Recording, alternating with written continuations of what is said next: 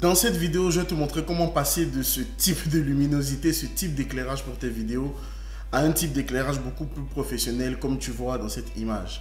Donc je vais te donner les conseils concernant l'éclairage en vidéo et éventuellement le type de matériel que tu dois acheter pour avoir ce genre d'éclairage pour améliorer la qualité de tes vidéos. C'est parti. Another one.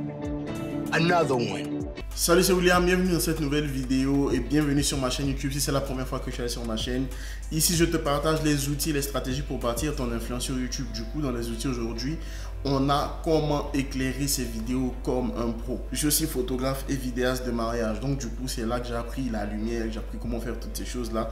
Et la vidéo en général, c'est un métier, c'est un domaine qui me passionne. Donc je vais commencer déjà par t'expliquer l'éclairage en question, qu'est-ce qu'il comprend, et également le type de matériel que tu peux acheter pour avoir ce même type d'éclairage sans te ruiner. Parce que quand je poste cette vidéo, on est à la fin de l'année 2020. Donc ça te permet en 2020-2021 d'investir dans du matériel. Et je vais te donner également ce dans quoi tu dois investir si tu veux vraiment améliorer la qualité de tes vidéos. Et c'est pas forcément la caméra qui est le plus important.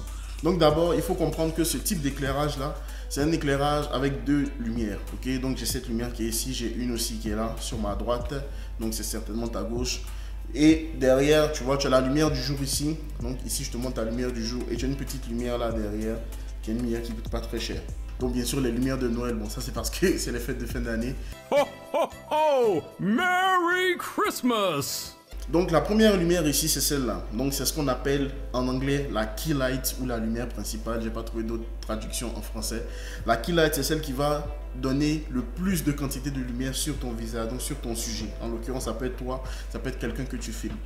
Donc on va différencier la lumière douce. Donc ça c'est une lumière douce parce que j'ai une softbox dessus, de la lumière dure. La lumière douce, elle se fait comment? Pour ne pas dépenser beaucoup d'argent, tu peux commencer avec un rideau de douche, ça coûte 1 ou 2 euros, ça fait largement l'affaire. Donc tu vas prendre ta source de lumière qui est de base dure et tu vas mettre ce qu'on appelle une sorte de diffuseur.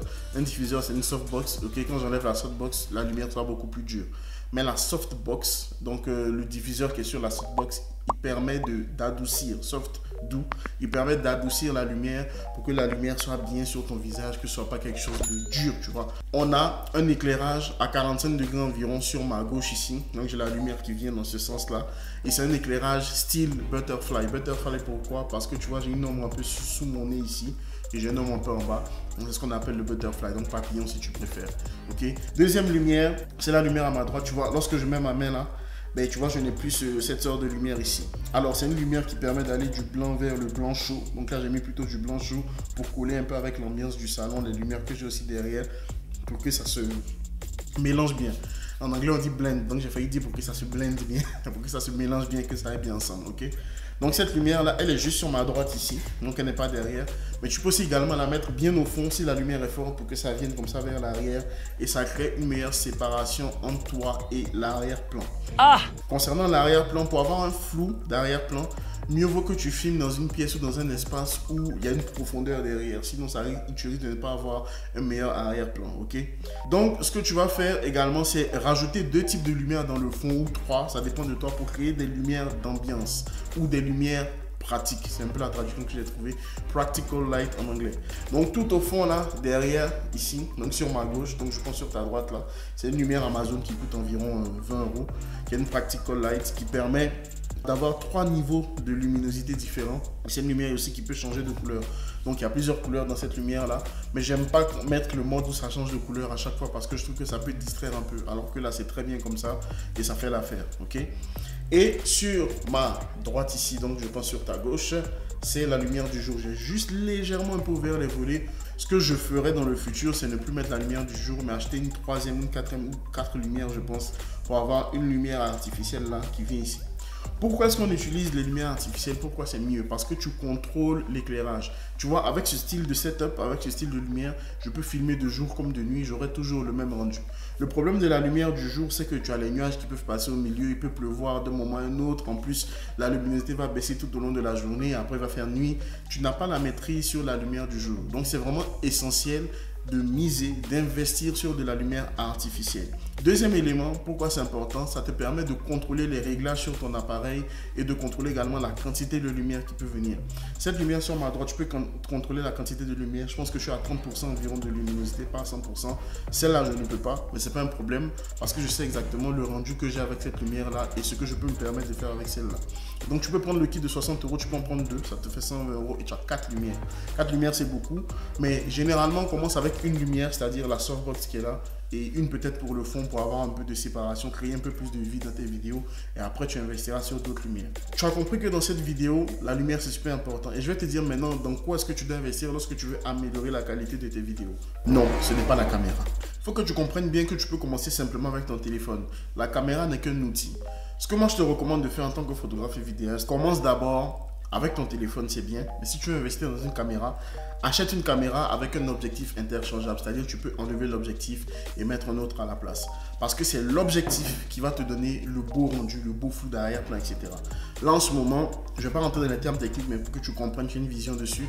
J'ai un objectif 18-55 f3.5 en ouverture, la plus grande ouverture, et 4 et 5.6 la plus petite ouverture.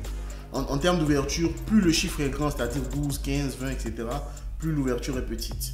Et au contraire, plus l'ouverture est grande, c'est-à-dire 1.8. Donc ça, c'est une ouverture grande et le chiffre sera petit. Wow! Donc quand le chiffre est petit, l'ouverture est grande. Quand le chiffre est grand, l'ouverture est petite. Il faut que tu retiennes ça comme ça.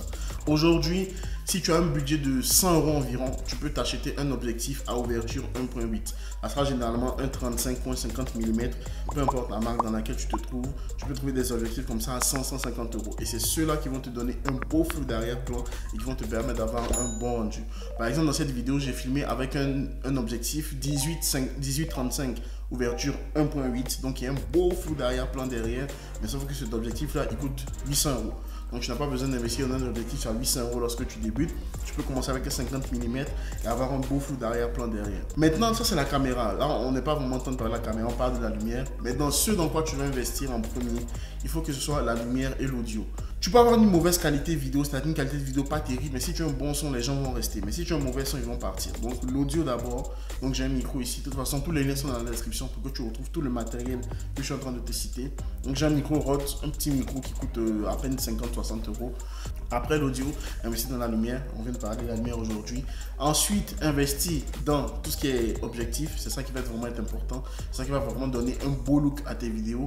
Et après, tu peux changer de caméra lorsque tu auras beaucoup plus d'argent, etc.